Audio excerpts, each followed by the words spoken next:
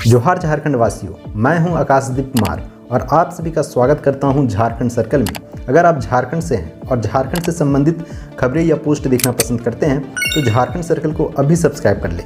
Jharkhand circle की ओर से आज के लिए आपसे सवाल: झारखंड का राजकीय पेड़ कौन सा है? ऑप्शन ए आम, ऑप्शन बी बरगद, ऑप्शन सी साल, ऑप्शन डी कटहल। आप इस सवाल का जवाब आप हमें कमेंट के माध्यम से दे सकते हैं। अब आइए देखते हैं झारखंड से आज की बड़ी खबरें। सीएम हेमंत ने कोडरमा को 4.33 अरब की योजनाओं की सौगात दी, बांटी परिसंपत्ति।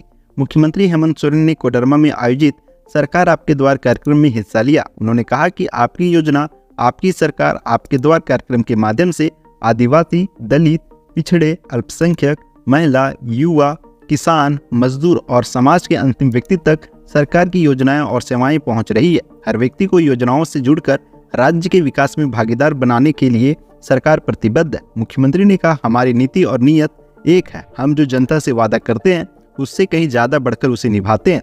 मुख्यमंत्री ने कहा कि आपकी योजना, आपकी सरकार आपके द्वार कार्यक्रम के तहत लग रहे शिविरों में से दूर दराज के इलाकों में रहने वाले गरीबों की समस्याओं और उनकी तकलीफों की वास्तविकता सामने आ रही है।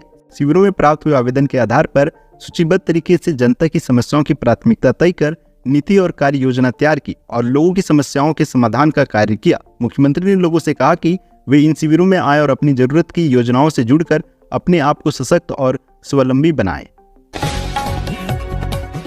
अमन सिंह हत्याकांड, हाईकोर्ट ने कहा षड्यंत्र था, एसआईटी जांच हो। गैंगस्टर अमन सिंह हत्याकांड मामले को लेकर झारखंड हाईकोर्ट में मंगलवार को सुनवाई हुई। कोर्ट ने सुनवाई के दौरान कहा कि यह घटना किसी षड्यंत्र की ओर इशारा करता है। जेल में हथियार पहुंचाना और हत्या होना कोई छोटी बात नहीं है। कोर्ट ने एसआईटी का गठन कर मामले की जांच का आदेश दिया। साथ ही कहा है कि सरकार भी इस पूरे मामले पर अपना जवाब दाखिल करे। बता दें कि जेल IG Uma Shankar Singh video conferencing के जरिए जुड़े थे। कोर्ट ने उनसे पूछा कि अब तक की जांच में क्या क्या पता चल पाया है। कोर्ट के सवाल पर आईजी उमा शंकर सिंह ने बताया कि सुरक्षा व्यवस्था का पूरा ख्याल रखा गया। सीसीटीवी फुटेज खंगाले जा रहे हैं। जिन लोगों की लापरवाही दिखी है उनके खिलाफ कार्रवाई की जा रही है। घटना में शामिल 4-5 अभियुक्तों की पहचान हुई है और उनसे पूछताछ की जा रही है। उन्होंने स्वीकारा कि जेल की सुरक्षा में चूक हुई है। बता दें कि राज्य सरकार की ओर से महाधिवक्ता राजीव रंजन और अधिवक्ता पीयूष चित्रेश ने पक्ष रखा। उन्होंने अदालत को बताया कि सरकार ने इस घटना को गंभीरता से लिया है और इस पूरे मामले की जाँच की जा रही है। Jharkhand weather update. झारखंड में 6-7 दिसंबर को तूफान और बारिश का पूर्व अनुमान। 9 दिसंबर से बढ़ेगी ठंड।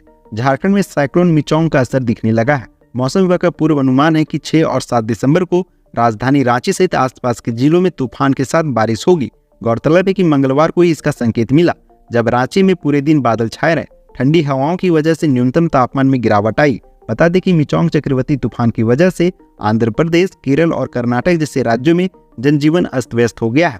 रांची मौसम विज्ञान केंद्र ने बताया कि मंगलवार को भी कोल्हान प्रमंडल के कई जिलों में हल्के से मध्यम दर्जे की बारिश हो रही थी। मौसम विभाग का कहना है कि 6 और 7 दिसंबर को रांची सहित आसपास के कई जिलों में तेज हवा के साथ बारिश होगी। 9 दिसंबर से न्यूनतम तापमान में गिरावट के साथ ही ठंड में इजाफा होगा। बता दें कि अभी तक झारखंड में न्यूनतम औसत से 7 डिग्री ज्यादा रहा है। इस वजह से पिछले वर्षों की तरह ठंड महसूस नहीं की जा रही थी। पल्स के बाद अब बर्लिन हॉस्पिटल पर ईडी की दबिश। पल्स हॉस्पिटल के बाद अब ईडी की टीम रांची के बरियातू स्थित बर्लिन हॉस्पिटल में दबिश दी है।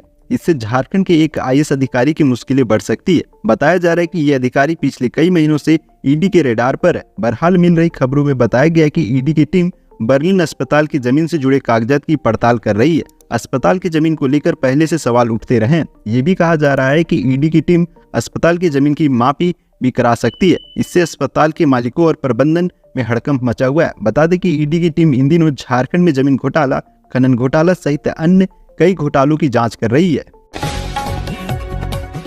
स्वर्ण रेखा की सहायक हरमू नदी कैसे बन गई नाला? रांची एमपी सेठ ने संसद में उठाए सवाल। रांची सांसद संजय सेठ ने लोकसभा में हरमू नदी का मामला उठाया। कहा कि हरमू नदी एक जमाने में स्वर्ण रेखा नदी की मुख्य सहायक नदियों में से एक थी, लेकिन अब ये नाला बन गई है। इसके कारणों की पड़ताल होनी चाहिए और हरमू नदी के अस्तित्व को बचाने के उपाय होने चाहिए। साथ ही उन्होंने स्वर्ण रेखा और हरमू नदी के प्रदूषित होने और उसे स्वच्छ करने का मामला शून्य काल के दौरान लोकसभा में उठाया। कहा कि सामाजिक, आर्थिक व धार्मिक नजरिए से भी दोनों नदियों के अस्तित्व को बचाना आज जरूरी हो गया है।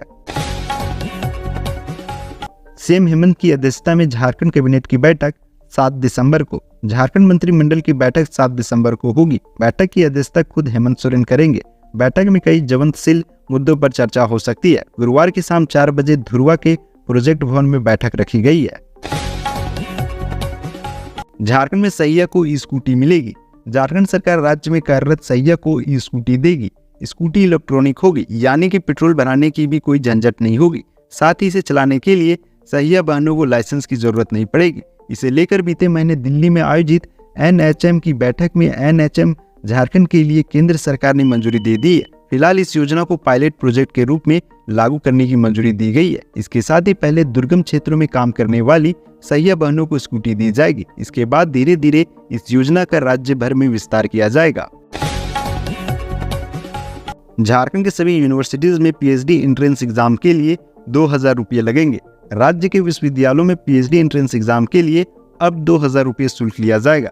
राजभवन ने इससे जुड़ा आदेश सभी विश्वविद्यालयों को भेज दिया है। बता दें कि राज्य के विश्वविद्यालयों में PhD एंट्रेंस एग्जाम के लिए अलग अलग फीस ली जा रही थी। रांची यूनिवर्सिटी में PhD एंट्रेंस एग्जाम के लिए 2200 रुपये लिए जाते थे, तो वहीं विनोबा भावे विश्वविद्यालय हजारीबाग में 1500 रुपये लिए जाते थे। वहीं डॉक्टर श्यामा प्रसाद मुखर्जी यूनिवर्सिटी में 4000 रुपये शुल्क लिया जा रहा था। विश्वविद्यालय के अभी भी कई कोर्सों के शुल्क अलग अलग हैं। जामताड़ा में साइबर क्राइम के खिलाफ बड़ा एक्शन, 8 ठग धराए। जामताड़ा के कर्माटांड में पुलिस ने 8 साइबर अपराधियों को गिरफ्तार किया। पुलिस ने गुप्त सूचना के आधार पर यह कार्रवाई की है। पुलिस को जानकारी मिली थी कि साइबर ठग कर्माटांड इलाके में सक्रिय है।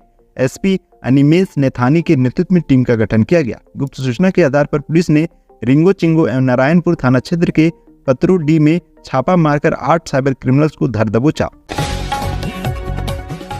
जब तक हेमंत सोरेन CM है, झारखंड में कोई सुरक्षित नहीं, दुमका में बोले बाबूलाल।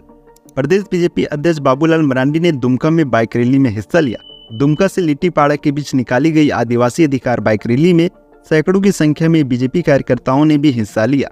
रास्ते में कई जगह फूल बरसाकर बाबूलाल मरांडी का स्वागत अभिनंदन किया गया। बता दें कि संथाल परगना में ये बाबूलाल मरांडी की दूसरी आदिवासी अधिकार बाइक रैली थी। इससे पहले बाबूलाल मरांडी साहिबगंज में आयोजित रैली में शामिल हुए थे।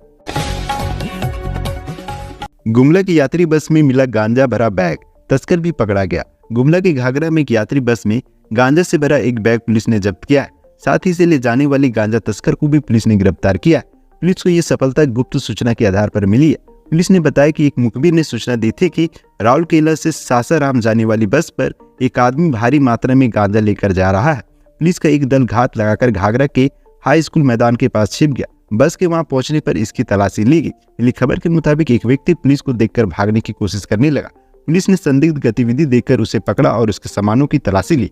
व्यक्ति के पास एक बड़ा बैग मिला, इसमें गांजा भरा हुआ था। दूसरी यात्री कुछ समझ पाते इससे पहले ही पुलिस व्यक्ति को लेकर थाने चली गई। पुलिस ने बताया कि गिरफ्तार गांजा तस्कर से पूछताछ की जा रही है। आशंका है कि पूछताछ में किसी बड़े गांजा तस्कर गिरोह का पता चल सकता है। इस गिरोह का संबंध अन्य पड़ोसी राज्यों से भी हो सकता है। झारखंड राज्य से आज की प्रमुख खबरें यहीं तक। इस वीडियो के बारे में कोई सजेशन या राय है तो हमें कमेंट के माध्यम से अवगत कराएं। बाकी बात आप अपना और अपने परिवार का ख्याल रखें। जोहार, जय हिंद, जय झारखंड।